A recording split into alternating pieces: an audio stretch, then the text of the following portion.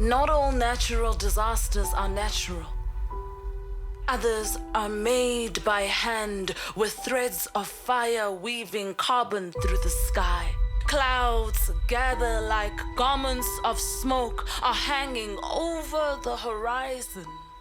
In a continent of dying forests, even the water is gasping for clean air.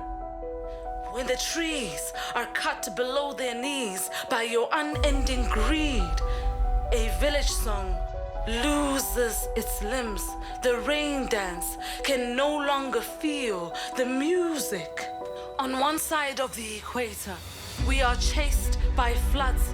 On the other, we are heavily stalked by drought, while corporations mine more ethnic blood. Who pays the price for the climate's rage? At what age do storms grow weary and old? The Congo Basin is the second biggest guardian of the sky, cradling 1.5 billion tons of carbon dioxide to sleep just so we can breathe. Where her rainwater flows like milk in the wild, gorillas nurse their young.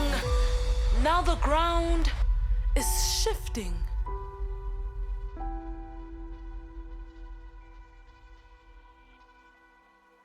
Between 1990 and 2020, the basin has lost more than 8.5% of its dense forest cover. When the planet loses plant memory, trees sheltering over 900,000 indigenous people lose ancient herbs to logging. The river is slowly losing its pulse. Our wounds have forgotten how to heal themselves.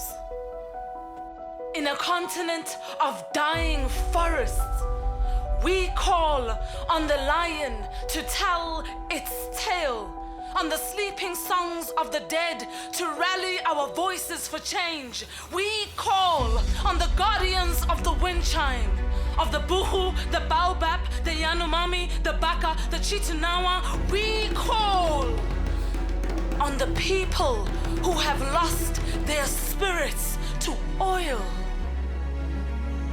to help us win over the soil.